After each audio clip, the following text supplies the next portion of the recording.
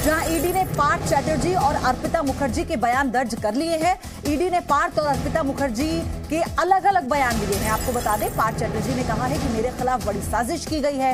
ED ने अर्पिता मुखर्जी के 3 bank खाते भी सीज किए हैं। इन 3 बैंक खातों से करोड़ों रुपए बरामद हुए हैं, ये भी बड़ी जानकारी। वहीं पार्थ चैटर्जी के एक और दोस्त पर भी ईडी की अब नजर है। ईडी को पार्थ के दोस्त के पासपोर्ट से मलेशिया जाने की जानकारी मिली है और ईडी पार्थ के दोस्त के पासपोर्ट की भी जांच कर रही है। तो फिलहाल अब देखिए कि अर्पिता, जो कि पार्थ चैटर्जी की करीबी मानी जाती थी, उनके ठिकानों पे जब रेड हुई है तो कैसे करोड़ों की संपत्ति बरामद हुई, और अब जब बैंक खाते सीज किए गए तो इसमें भी करोड़ों की संपत्ति जमा थी, जिसे ईडी ने अब जब्त कर लिया है, जिसको लेकर कई दस्तावेज है जिनके बिना पर जांच का दायरा आगे बढ़ता है। लेकिन इसमें जो बड़ी अपडेट है वो ये कि एक और पार्थ चैटर्जी का दोस्त है जिसके पासपोर्ट से ये जानकारी मिली है कि वो मलेशिया गया है, मलेशिया जाने की जानकारी मिली है। अब इसी को लेकर जो ईडी है उस दोस्त पर शिकंजा कसने के लिए तैयार है। पूजा मेहता मेरी सहयोगी जुड़ चुकी है इस खबर पर। पूजा, क्या जानकारी है,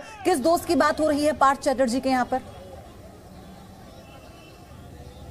देखिए पयोधी, आपको बता दें, अभी तक जो है ईडी के अधिकारियों ने औपचारिक तौर पे इस पर कोई रोशनी नहीं डाली है, लेकिन अगर सूत्रों की माने तो कहा जा रहा है जो तमाम लोग पार्थ चैटर्जी के संपर्क में थे और उनके करीबी थे, उन पर जो है शिकंजा कसता हुआ दिख रहा है।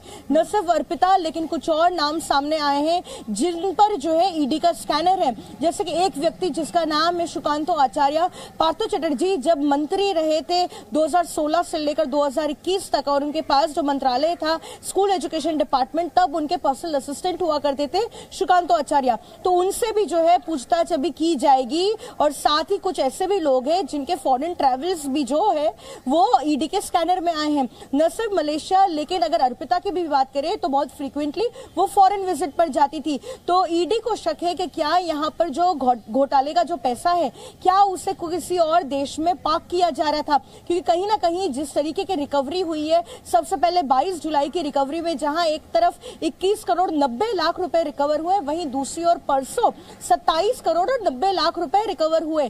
तो जिस तरीके की रिकवरी कोलकाता में ही हुई, शक है ईडी के अधिकारियों को कि ऐसा भी हो सकता है कि इस घोटाले से जो पैसे उनके पास थे, फिर चाहे पार्थ चैटर्जी हो या फिर उनके करीबी के पास हो, या कई ऐसे लोग जो इस स्कैम से बेनिफिशियरी हो, तो उन्होंने क्या कोशिश की थी कि अन्य देश में ये पैसे को भिजवाए। तो कुल मिलाकर जो है मनी ट्रेल को ट्रेस करने का काम फिलहाल कर रही है ईडी।